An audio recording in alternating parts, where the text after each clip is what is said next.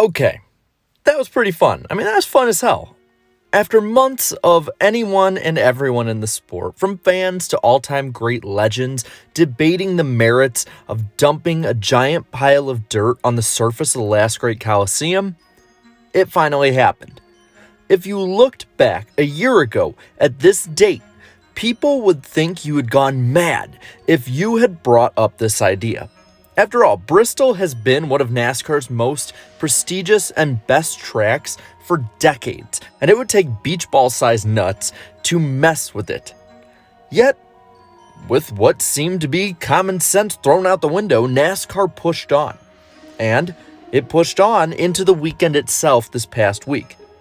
So with this all playing through, I really want to explore what exactly we learned these past few days. The first major aspect we learned from this weekend is that this kind of experimental gimmick can work. And it can work very well. The big question leading up to this race for nearly 10 months was if the race would even be watchable, or if it would just be a giant shit show. After all, the NASCAR Cup Series hadn't raced on a dirt surface for half a century. Richard Nixon was president when this was last done.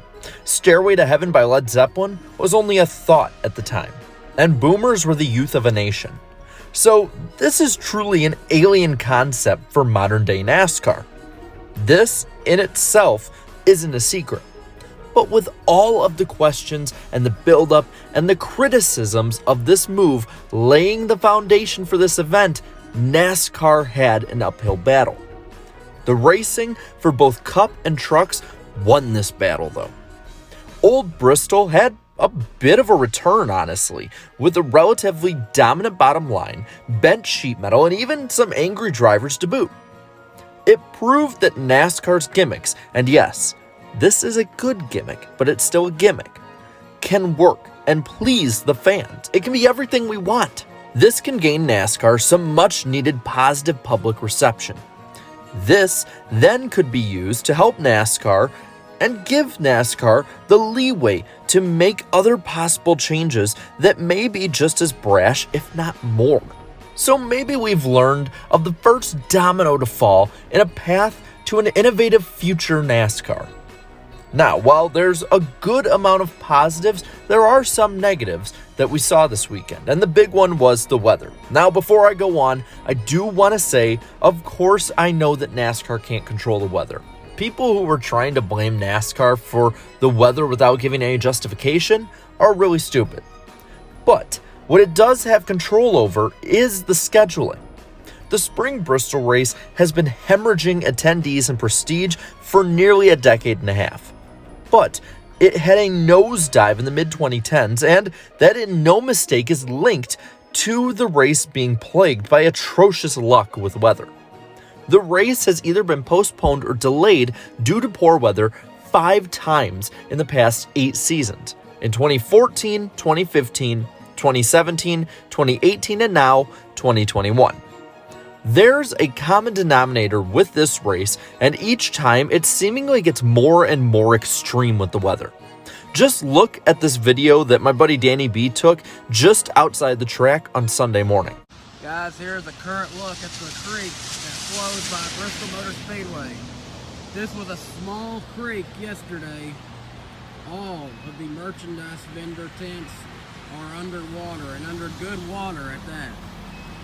The Toyota parking area is rendered useless today. The entrance is underwater. This is by far the worst flooding I think I've ever seen here at Bristol Motor Speedway. Yeah, that's a flood danger that SMI, Bristol, and NASCAR all should at least look at mitigating. Whether it be from moving the date or redirecting the creek itself that runs by the facility, they need to look at it. I'd say that there could be an option that would make pretty much all fans happy in both Bristol, Tennessee, and in Sonoma, California. The two are linked more than you realize for this proposed reason I'm going to give you. I'd say an option could be to just swap the dates between the first Bristol race and Sonoma's June date. You get a very aesthetically pleasing road course added to the West Coast swing at the start of the season with Sonoma, and you get a possibly less volatile date for Bristol in the first weekend of June. This also would be good for the drivers and teams. After being home for the Coke 600, the teams would only have to travel roughly 3 hours driving to the concrete canyons.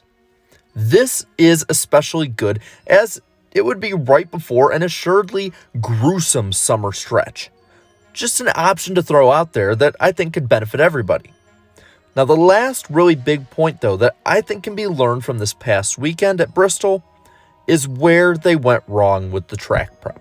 While the racing was good, visibility was not always great, and neither was the track surface at all times. They did a great job, but I think it could be a bit better. You start on Saturday with the attempt at the heat race for the Truck Series. They tried to go with a track that was too damp. The track had far too much damp dirt, and it flew up into the grills and windshields, clogging the grills and blinding the drivers in the windshields. Also, an aside, removing the windshields, especially this late in the game with no testing whatsoever, would not have worked. It would have just went straight into the driver's visors. I don't know why that gained some traction, but it did. Okay, then when it dried off for Monday, dust became a huge issue that both made vision difficult for the drivers, spotters, fans, and the broadcasters alike.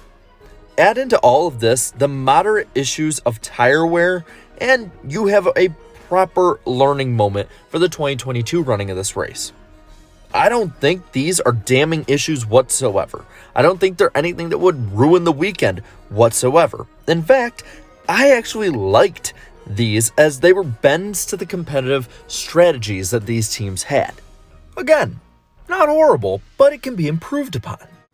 Life is good, but it can be better. Plus, it was kind of hinted or at least asked by some in the media pressers after the races on Monday that an option for next year would be to use the defunct Gen 6 cars at Dirt Bristol. That way they didn't have to spend a bunch of extra money for the teams to get cars for one race. No matter how you look at it, the 2022 season will be getting at least a little bit dirty. But with that, I want to pass this topic on to you. What were your thoughts on the 2021 Dirt Race at Bristol and the entire weekend? Let me know down in the comments below. While you're at it, leave a like on this video, share this video, and subscribe to my channel for more great NASCAR content like this. And until next time, have a good one.